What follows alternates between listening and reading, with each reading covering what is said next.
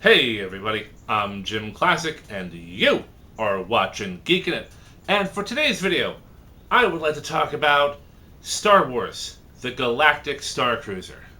Yes, I do talk about things other than toys. This channel is called Geekin It after all, and I do want to cover other things in pop culture.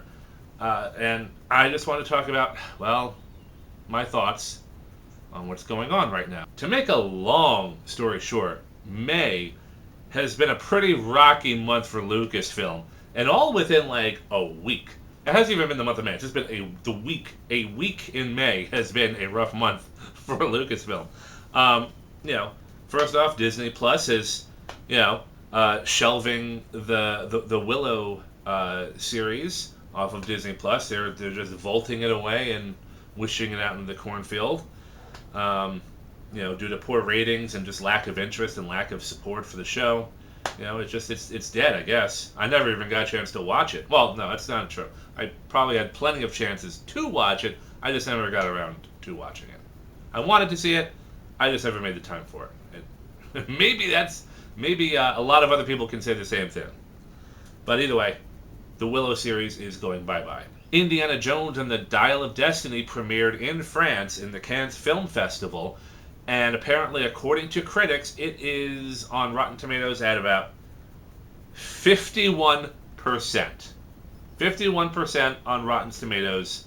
41 critics, 51%. That's not a good sign. That is a terrible sign for an Indiana Jones film, especially since it hasn't premiered worldwide yet. And it's already rotten. That's not good. That's a warning. That's disheartening. That really is. To make matters worse, the Obi-Wan Kenobi series. They just announced this just a few hours ago, at least a few hours ago from the time that I'm filming this, that there's not going to be a season 2 for the Disney Plus series. And just on a sidebar here about the Kenobi series. Who the hell walks away from Darth Vader twice? The first time, I kind of get it. Kenobi is still emotional. He's still dealing with the attachment of his loss to Anakin, to the dark side. He's not in the right state of mind. He just leaves him there thinking that the fire is going to consume him, and he couldn't bear doing the killing blow himself. I get that. Revenge of the Sith got that right. He couldn't bear doing it. But in the finale episode of the Kenobi series, no. I'm not your failure, Obi-Wan. You didn't kill Anakin Skywalker. I did. First off, that was a great line. I loved it. I dug it. And that's it. That is where Obi-Wan kind of forgives himself. That is when he realizes that his friend is truly dead and Darth Vader is the only person he's talking to.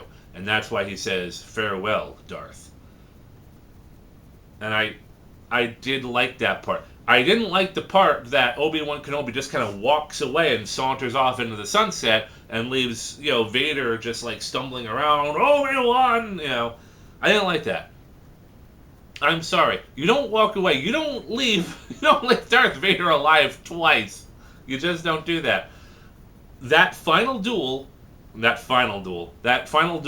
Kenobi series, Obi-Wan should have had every intention of finishing off Darth. There should have been something else that just interrupted the battle. Vader's throwing rocks at Kenobi. Maybe an earthquake happens. Maybe some kind of an overzealous Imperial officer decides, "Oh, I'm going to kill Kenobi for Darth Vader," and he'll praise me for it.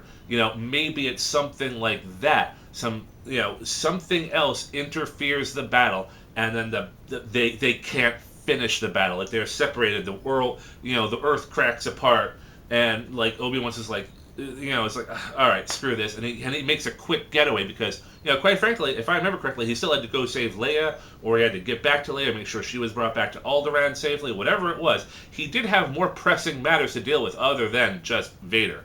So something else should have interrupted that fight, because Vader and Obi-Wan dueling it out as equals would have been better than like Obi-Wan just kind of kicking his ass towards the end and then walking away. They were fighting as equals for part of that battle. I get that. But, Vader's a survivor. Even intense battle damage, he doesn't stop. That's Vader's thing. He doesn't stop. Even with his life support system damaged and his mask cut open, he doesn't stop. That's Vader's thing. And something else should have just interrupted that battle. Anyway, back to the Star Cruiser.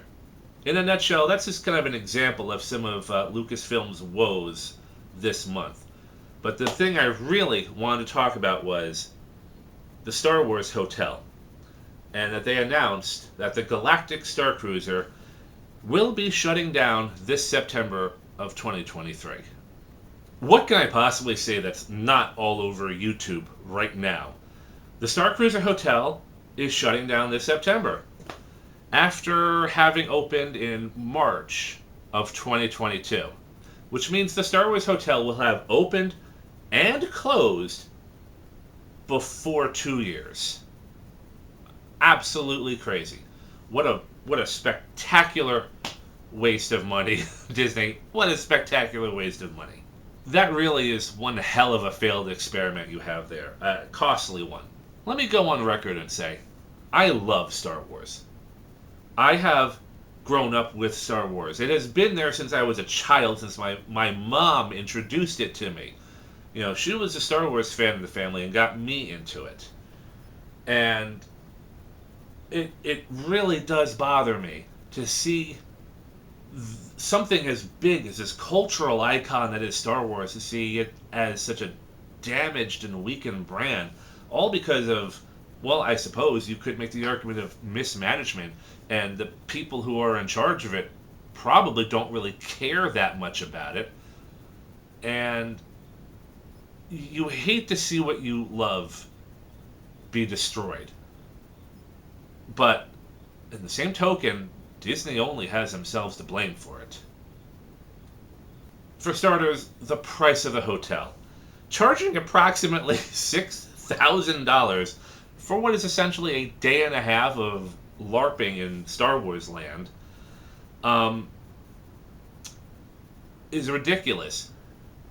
And on top of that, focusing strictly on the sequel trilogy was also probably not the best decision. It really shouldn't be a surprise to see this hotel is pretty much just dying on the vine. The Star Cruiser struggled to fully book the hotel. With the exception of the first few months it was full, it started to peter off as time went on. And even at the beginning of 2023, Disney announced that the staff were canceling certain booked flights because of low bookings. They were reducing the number of flights, from I think it was 3 times a week to 2 a week just to save money. They even reduced the full-time staff to part-time workers because of the cutbacks. These are not things a successful business does. These are the things that a struggling business does. For starters, it was the price. Charging thousands of dollars for a short-lived LARP would only serve a small but rich audience, and it doesn't sound like there were a lot of repeat customers. The average fan, like myself, just couldn't afford something like the Star Wars Hotel. I really do hope Disney can learn from this. I hope they can start listening to their audience, listening to their complaints or listening to their feedback, listening to their constructive criticisms. I'm not sure they will. I hope they will. If Disney does reopen the Star Cruiser Hotel, hypothetically, they reopen it. If they were to lower their prices, maybe offer other packages aside from, staying a night and a half or 2 nights or whatever, a dinner theater thing, a afternoon cruise, something like that. Something that you could go there for a couple of hours and then go back, go home later on, something at more affordable prices. So something way less than $6,000. Something shorter, something more affordable. Something to get the average customer in instead of the rich and the elite. The price, the extraordinary price, is likely the biggest factor as to why the Star Cruiser Hotel is failing. However, I don't believe it is the only factor. Quite frankly, not every Star Wars fan likes the sequel trilogy. I got news for you. A huge chunk of us don't really like the sequels. Hypothetically, let's say the hotel were to reopen. Disney really should, or they should have, past tense depending, should have mixed it up a little bit. Mixed it up a lot. The Galactic Star Cruiser Theater events should have also covered the original trilogy and the prequels. Just imagine Darth Vader and his stormtroopers boarding the ship looking for Luke Skywalker. Or how about do a Mandalorian event? Look, everyone loves Baby Yoda. Do a Mando event where he just shows up. Maybe he's running away from someone, a bunch of pirates come in chasing him. Do something like that. Boba Fett and a squad of bounty hunters come on in. The prequel trilogy.